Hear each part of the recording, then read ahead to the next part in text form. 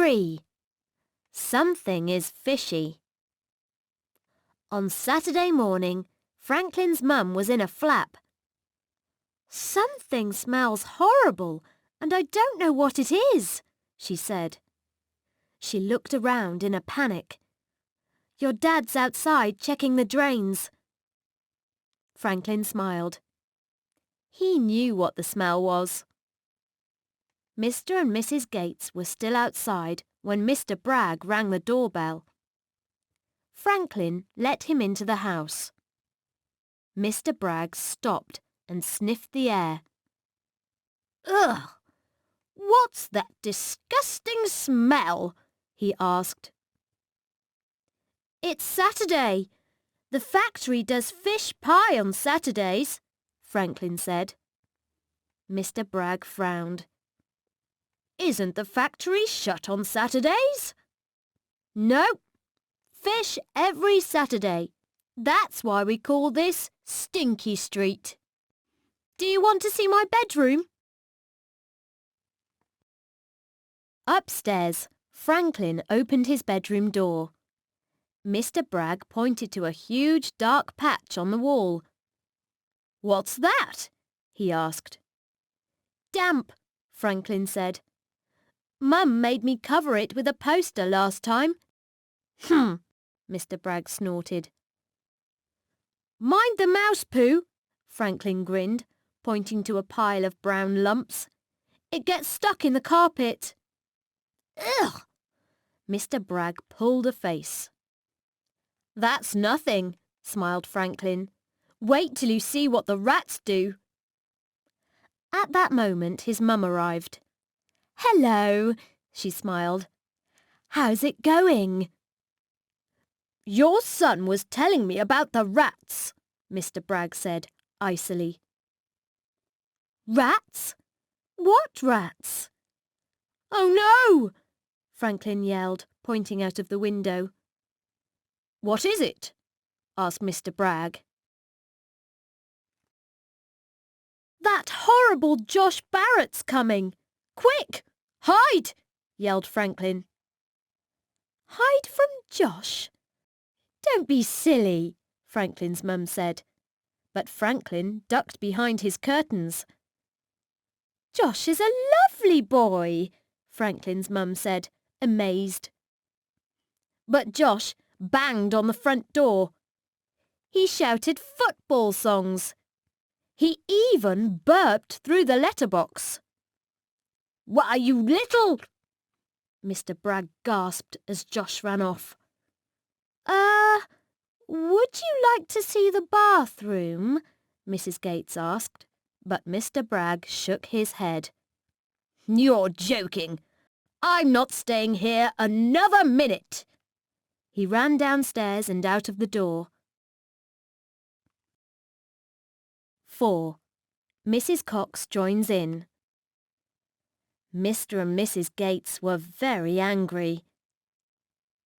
"You'd better explain what's going on," they told Franklin. Well, Just then, there was a loud banging. "It's coming from Mrs. Cox's house," Franklin's mum said, glaring at her son. "Fancy getting an old lady mixed up in this." "I didn't!" Franklin cried. "I really didn't!" The banging grew louder and louder. Then Zack started barking.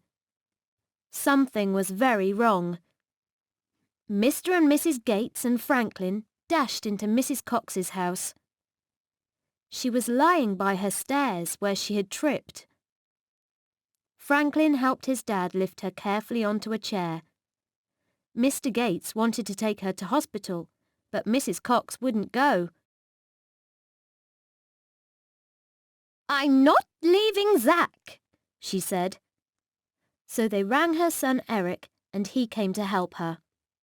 Mrs. Cox was safe, but Franklin knew he was still in big trouble. He ran back home and took the fish out of the back of the radiator. Josh's sister had given it to him. He vacuumed up the chocolate drops on the carpet in his bedroom. Then he dried the lemonade on his bedroom wall. He said sorry to Josh for getting him into trouble too. At last, he said sorry to his mum and dad. His mum was very upset. "We know you love Stanley Street. We all do. But there won't be space for all of us when the twins arrive," his dad said firmly. "We have got to move to a bigger house." "I know," Franklin said, sadly. Weeks passed, but no one came to look at the house. Winter was coming, and Franklin began to feel hopeful. Nobody wanted to move in winter, did they? But one day, Franklin came home from school to find creepy Mr. Bragg in the kitchen again. He'd found out about Franklin's tricks, and he still wanted their house. "Those gates have got to move," Mr. Bragg said to himself. "I'll get their house cheap." He smiled slyly and gave Franklin's mum a piece of paper with a price on it. It was a very low price. "Let me know tomorrow if I can buy it," Mr. Bragg smirked. "Make up your mind. No one else wants it." "We'll think about it," Mrs. Gates said, going pale. "Do we have to sell to him?" Franklin cried as soon as he'd gone. "I expect so," said his mum. Franklin was furious. How could his mum and dad sell to Mr. Bragg? Even the delicious smell of lamb and bananas coming from the pie factory didn't help. "I'm going to take Zach for a run," Franklin said. "A long run. To Scotland." "Oh dear," said his mum. Mrs. Cox took ages to answer the door.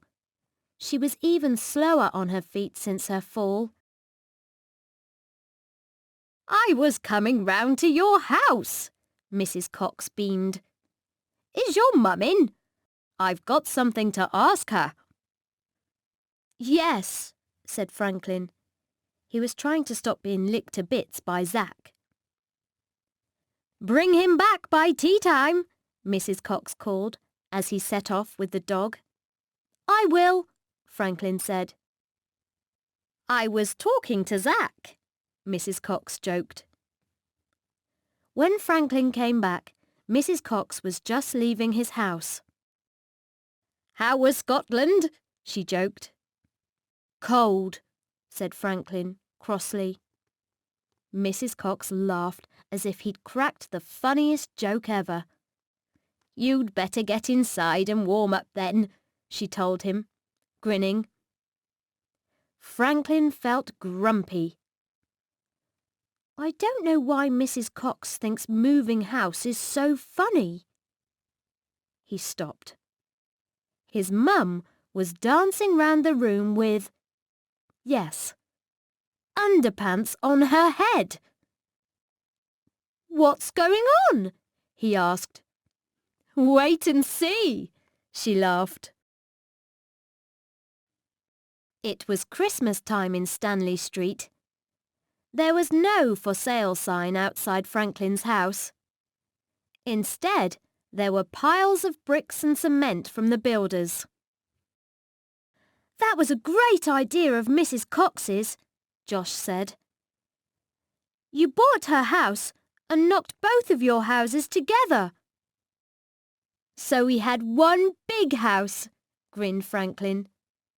"Then the old corner shop downstairs was made into a little flat for Mrs. Cox and Zach. Now you get lots of bedrooms upstairs. And Mrs. Cox and Zach get a safe place downstairs. So everybody's happy."